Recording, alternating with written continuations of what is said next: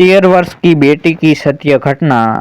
उसे उस समय बेहिया कहा गया जिस समय उसे बेहिया शब्द का मतलब भी नहीं पता था।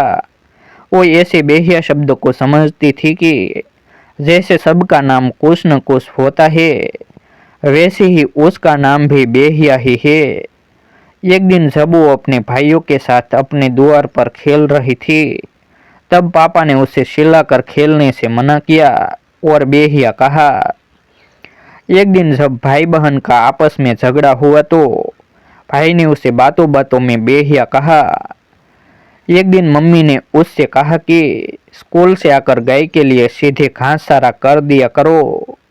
बेहिया करने के लिए तुम्हारे पास खूब समय है, घर के काम के लिए नहीं।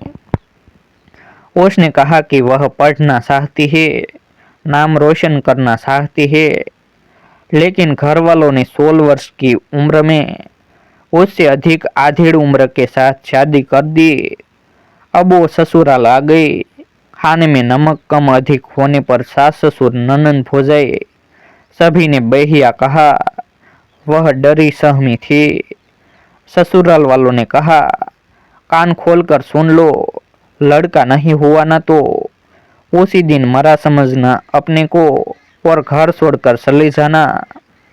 एक रात पति परमेश्वर शराब पीकर आए और बाल खींचकर थप्पड़ मारते हुए बोले, सुन, अगर इस घर का वंश बेटा पैदा न हुआ तो वो हाल करूंगा तेरा कि रूह कांप जाएंगी और तेरे बेहिया नाम से हाथ पर गोद ना करवा दूंगा। अब वह बेहिया का मतलब समझ चुकी थी। उसे सबने बेहिया कहा। उस पर कोई फर्क नहीं पड़ा, लेकिन उसे नामंजूर था कि उसकी आने वाली औलाद उसे बेहिया कहती। वह सुन न पाती। इससे पहले उसने अपने आप को ईश्वर के घर समर्पित करना उचित समझा। उसका यह फैसला तो निश्चित था, फिर भी पाप से लगाव होने के नाते वह एक बार वह बात करना चाहती थी और सब कुछ उन्हें बताना चाहती थी। उसे एक बात की उम्मीद थी कि पापा समझोगे और घर बुला लेंगे। इसी उम्मीद से उसने पापा को फोन किया। हेलो पापा। नमस्ते पापा। पापा ने कहा, हाँ क्या बात है, सब ठीक है वहाँ? वहाँ तो कोई नौटंकी नहीं कर रही है ना? वहाँ के लोगों को तो परेशान नहीं कर रही, खाना पीना ढंग से बना रही। सुन, सबको खुश रखना, वही तेरा घर है। तेरे भाई की शादी है अगले साल, तो समय मिल जाए तो चले आना। हेलो पापा। पापा पापा। कॉल कट गई। अब उसके लिए कुछ भी शेष नहीं था। सारी उम्मीदें खत्म थी। अब उसने ही वही फैसला किया जो उसने उचित समझा। ऐसा नहीं कि उसने लड़ने का प्रयास नहीं किया, लेकिन वह इस लड़ाई में असफल रही। फिर उसने उस दर्दनाक मौत को सुना जिससे कि वो किसी भी दिशा में बचना नहीं चाहती थी। उसके पास जहर और मिट्टी का तेल दोनों था। वह दोनों का एक साथ प्रयोग करने वाली थी। वह शायद उस तरह से मरना चाहती थी कि जिंदा रहने की जरा सा भी गुंजाइश न रहे, लेकिन इससे पहले उसने मुझसे मिलना चाहा। यह ठीक उसी तरह से था जैसे मरने वाले से उसकी अंतिम इच्छा पूछी जाती है।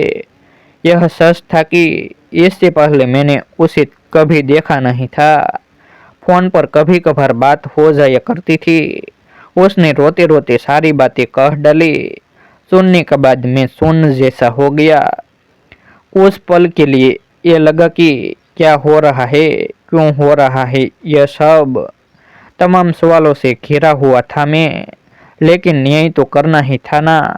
मैंने उसे संभाला और एक किराए का कमरा दिलाकर पढ़ने के लिए प्रेरित किया। बहुत सी कठिनाई आई, फिर भी मैंने उसका साथ नहीं छोड़ा। फिर समय और उसकी दवा से लेकर जो भी हो सकता मुझसे मैंने दिया। अब वह एक डिग्री कॉलेज में असिस्टेंट प्रोफेसर है।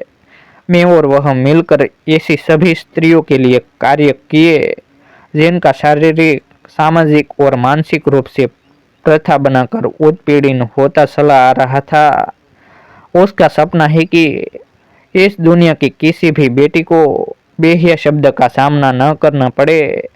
सच कहूँ तो मैं अपने आप को रोक नहीं पा रहा हूँ लिखने से, लेकिन फिर भी 4 लाइन और लिखूंगा। मैं लिखूंगा उस समाज के विशेष वर्ग के लिए जो सदैव से मर्द बनने का ढोंग करता आ रहा है। मैं लिखूंगा क्योंकि मैं डरा हुआ हूँ, घबराया हुआ हूँ। यह सोचकर मन घबरा रहा है कि वह सच में बेहिया थी या उसे इस समाज के नामर्दों ने बेहिया बनाया, या रास्ते में चलते चलते बस यूं ही किसी ने बेहिया कह दिया और भीड़ ने उसे बेहिया समझ लिया। मैं लिखना चाहता हूँ और सबसे चिल्लाते हुए कहना चाहता हूँ कि सुनो, मुझे सुनो।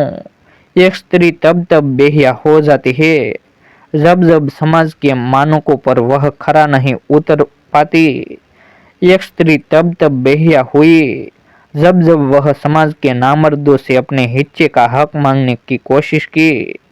एक स्त्री तब तब बेहिया हुई जब जब उसने समाज में हो रहे कुकर्मों का विरोध किया। एक स्त्री तब तब बेहिया हुई जब जब वह शिक्षा को अपने शस्त्र के रूप में प्रयोग करने का प्रयास किया। एक स्त्री 13 वर्ष की उम्र में अपने से अधिक आधेड़ की उम्र के पुरुष के साथ ब्याही दी गई, तब तब वह बेहिया कहलाएगी। वह तब तब बेहिया बनी जब जब दाल सब्जी में नमक कम अधिक हुआ। जी हाँ, वह तब बेहिया बनी जब उसे बेहिया होने का अर्थ भी नहीं पता था। मेरे लिए हमेशा वो तारा थी, वो तारा जिसे मैं जन्मों जन्म तक शायद नहीं भूल पाऊंगा। वो तारा जिसे मैं आज भी हर रोज याद करता हूँ। सच कहूँ तो जब जब मैं अपनी डायरी के पन्नों में तारा के लिए कुछ लिखना चाहता हूँ, तब तब उस दर्द की कल्पना मात्र से मेरे शरीर के रोंगटे खड़े हो जाते हैं। मैं अक्सर अधूरा लिखकर छोड़ दिया करता हूँ। मेरे हाथों उंगलियां कांपने लगती है। आज हिम्मत करके तारा के लिए लिखा, फिर कभी लिखूंगा उसकी उपलब्धियों के बारे में। आज वो असिस्टेंट प्रोफेसर नहीं बल्कि देश के एक बड़े पद पर नियुक्त होकर भारत के लिए बेहतर कार्य कर रहे हैं। मैं जल्द ही तारा से मिलने दिल्ली जाने वाला हूँ। अगर आपको भी चलना है मेरे साथ तारा से मिलने दिल्ली तो ज़रूर बताइएगा। टिकट मेरी तरफ से रहेगा। और हाँ, तारा गूगल पर नहीं मिलेगी।